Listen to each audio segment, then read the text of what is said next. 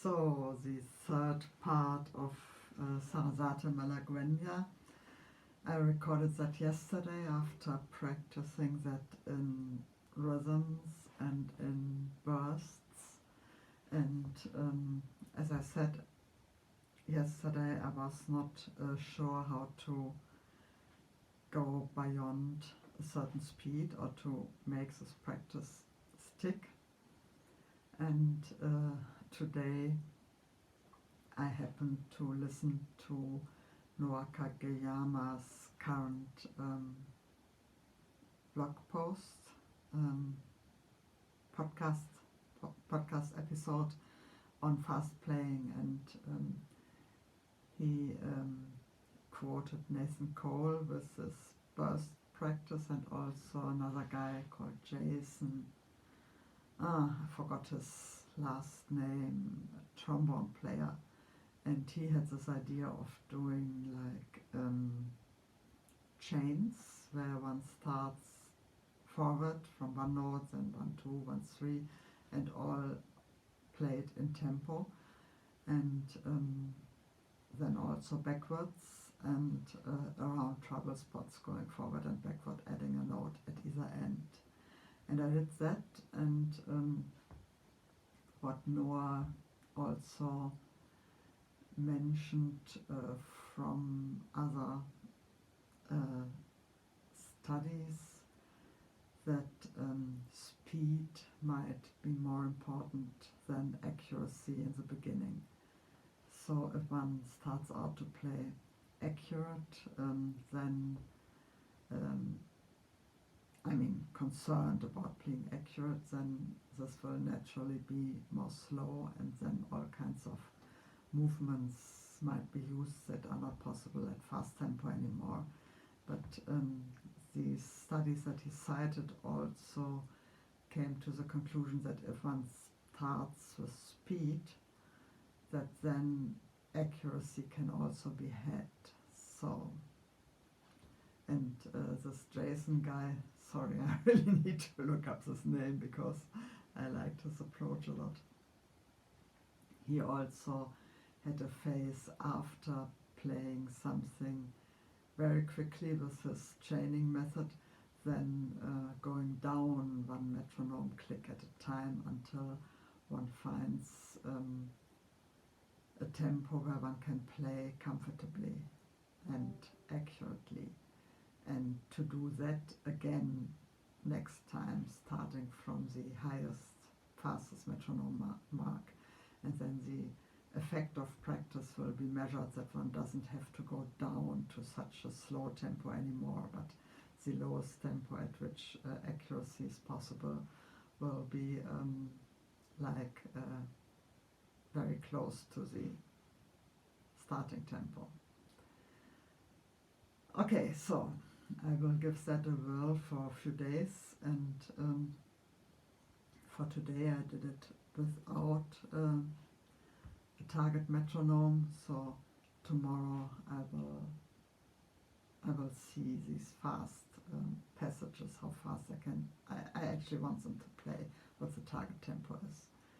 And the other thing that I remembered that's also paramount to fast playing, of course, is to have very light fingers on the left hand. So in this case they should be more like flurries, and not like, I don't know, some very precise hammers or something. So let me just play through it and see where I stand.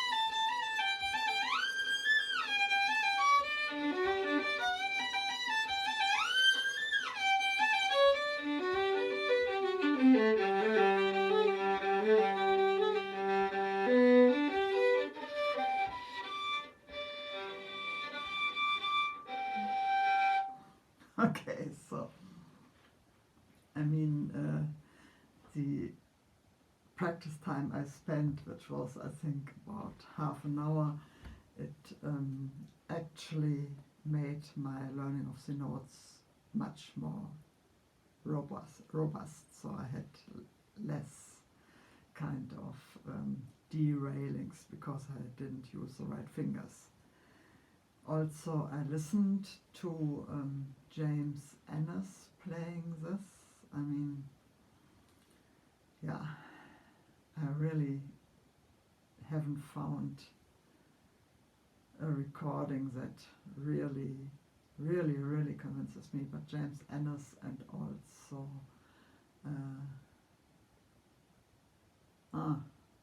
blanking on the other name.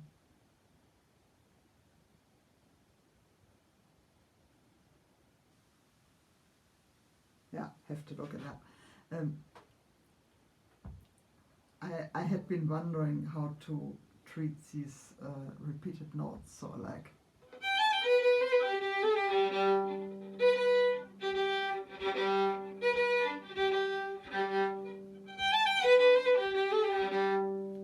I mean, should they be like brought out or just kind of swallowed? And James Ennis, he kind of swallows them. They are barely there, so it's just a flurry of things going by. And so that fits at least well with the idea of playing this very fast right away. And then the other question was about these big shifts, like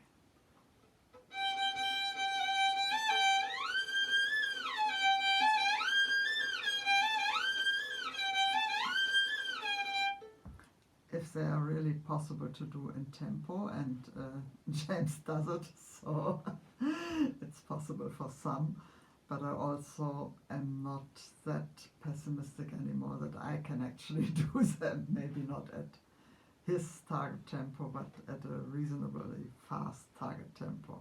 So I practice those as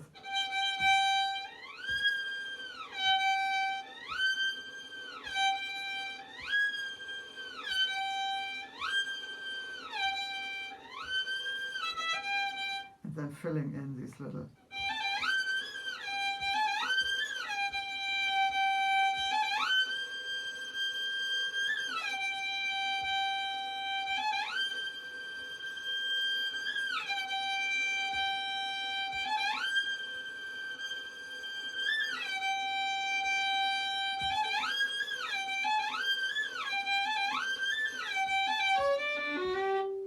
okay, then more challenges. But then the final thing is these harmonics at the end, and right now I don't know, all the time I was like ending up on a down bow for those, and now I'm ending up on an up bow, and I don't know what that how that comes about, so I will have to check, but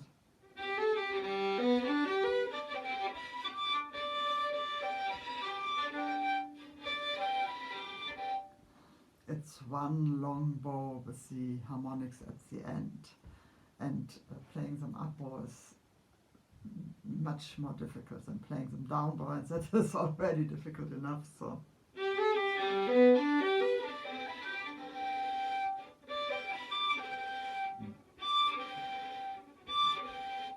I'm just looking at backwards chaining for now, so I'm ending at the end.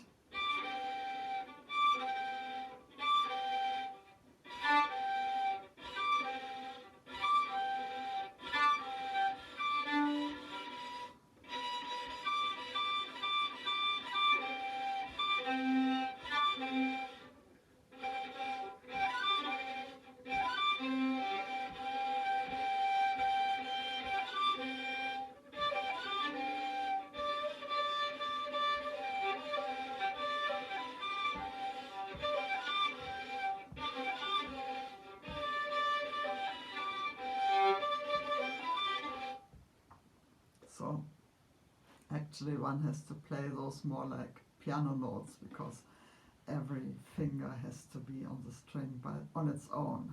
The others cannot like so sit there like in block fingering or something. So.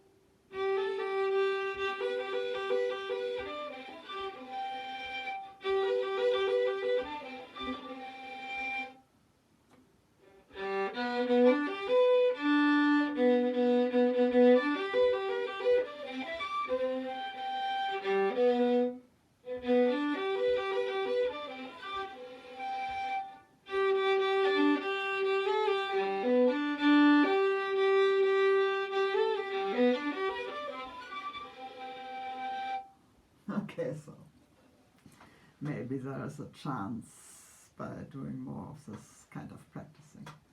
So tomorrow I will set a target tempo for that and practice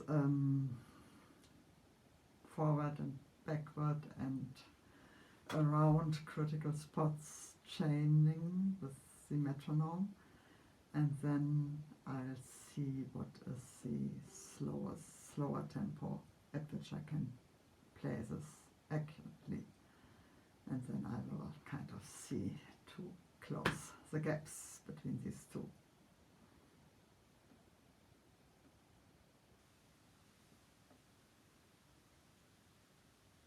Yeah, and of course, I mean, Nathan Cole's like rhythm practice and bursts, more like, I mean, the dotted rhythms in his terminology are actually like bursts of the length 2. So, yeah, that could also help. And then finally I forgot something that I learned from the Huberman lab, that to have these like mini meditations or daydreaming pauses between stretches of practicing such things, fast playing. Yeah, I can also employ that. So lots of options for tomorrow, which is exciting.